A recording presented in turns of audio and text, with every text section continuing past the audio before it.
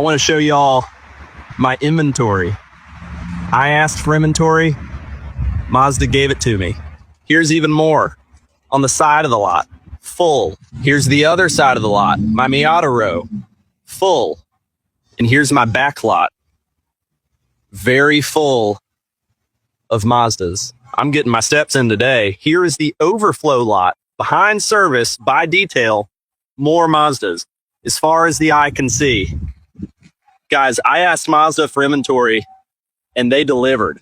I've got 184 in stock, and I sold 57 last month, which means I've got a 97-day supply of Mazdas. Typically, I have a 2-month supply. I've got way too many. Yeah, 2026 car market reset. What more proof do you need? There's a dealer walking around his lot, getting his extra steps in because sales are down, inventory is up. You know the car market is hurting when you have dealerships like Toyota still selling 2025s in 2026. This dealership actually has 6 of them right now sitting on the lot for the Tacomas that are brand new 2025s. And I mean, look at that, 55 grand for a Tacoma. I mean, yeah, this one looks like it's a TRD. Their top of the line now, like the Trailhawk, whatever it's called, something like that, is $65,000. And the funniest thing, these things are not holding their value at all. I just saw one with a $67,000 MSRP, used with 30,000 miles, 2 years old, had already dropped $17,000 in value. That's unheard of on a Tacoma, to lose $20,000 in just 2 years. Because even a base model like the SR5, these things, I bet this one's about 45 grand, if I'm not mistaken. Yep, $43,000, as you can see right there. For an SR5, cloth seats, it's just a bare truck. It's nothing crazy to it. Well, they actually put bed liner in this one. That's kind of funny versus the traditional plastic like this. So this one actually has a bed liner in it. That's kind of cool. Oh yeah, spray and bed liner. That's a $600 option versus getting just the plastic. I do like that though, because if you actually use the truck, it's better than the plastic. Think buying a new car is getting out of your reach? Well, you're not imagining it. A new report finds the average new vehicle now costs about $50,000, while used cars are averaging nearly $27,000. Experts say automakers are dropping many of their lower priced models and focusing on higher profit trucks, SUVs, and luxury vehicles instead.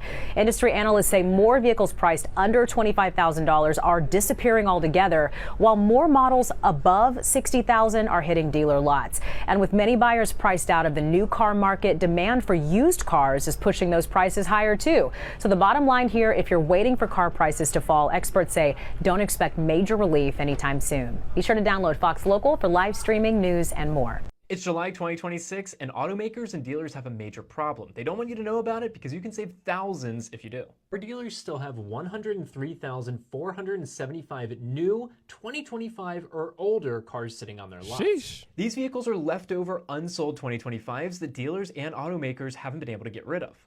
Now what happens is these 100,000 vehicles, either they get sold to retail customers as new cars, or dealers have to send them to the auction and sell them as used cars. Here's an example of a 2025 Jeep Gladiator Sport that this dealer has had for over a year, and you can see here they're advertising a discount of $11,597 on their website right now. Now they're also asking you to pay for $1,899 in installed optional accessories. Obviously you'll say no to that, but you can contact this dealership and negotiate an even bigger discount. Now here's another example. Here's a 2025 Chevy Silverado 1500. This dealership's offering $12,250 in savings off of MSRP. Now that doesn't necessarily mean it's a great deal at $12,250 off of MSRP. You should still contact the dealership and negotiate, but there are over 1,000 unsold 2025 new Chevy Silverado 1500s on dealer lots right now. And yes, the 2027s are coming out, so they're highly motivated to get rid of these cars before they have to send them to auction. Of the 100,000 unsold 2025 new cars that are still on dealer lots, Ford has 37,000 of them, Chevrolet has 9,883, Jeep has 9,000, Hyundai has 4,000, and Nissan has 4,000 as well. So if you're in the market to buy a new car, consider a leftover 2025. There are 100,000 of them left. It is July 2026. Dealers have to get rid of these things ASAP because they're not making them any money. Either that or they're going to sell them at the auction and lose even more. Go to caredge.com/unsold. From there, you'll be able to see all of the unsold inventory nationwide. Once you're there, click on Days on Market to sort by Days on Market, and you'll find the oldest ones like this 510 Days on Market 2025 Jeep Wrangler 4-door, or this one that's been sitting on this dealer's lot for 508 days, or this one 507 days on the market. Why would you want to buy a car that's been sitting for 2 years? This is why everybody's New cars are falling apart. Dealerships are basically preying on their lack of understanding of how the car market is right now, how the inventory is not selling, the cars are sitting there. You might as well pick it up from an auction. Forget the discounts that they giving. You can get a major discount. Go to the auction, bid on it. You might not want to go, but hey, you got to do what you got to do. If you want a new car, you can get it for a fraction of the cost. It's the same vehicle, it's just at an auction. You're just getting a better deal. Why wouldn't you want to go there? When you go to the dealership, you there all day anyway. Same thing. You're going to be there a little while, but you're going to save a lot. You got to give a little to get a little, you know? Give your time to get back in return a discount. So car dealerships in America are having a pretty hard time right now, and they need each and every one of you guys who are driving these older vehicles to come on in and buy you a new vehicle. Did you guys hear about Carmageddon? Carmageddon is the dealerships having to close down because their cars are too expensive and nobody's buying these $100,000 trucks and $60,000 vehicles. So what's happening is right now at car dealerships, they have a surplus of brand new 2023s that they weren't able to sell. They have a surplus of brand new 2024 vehicles that they weren't able to sell. And they have 2025s that they weren't able to sell. And then we're in the 2026 and they have a bunch of those that are still sitting on the lot. That's crazy.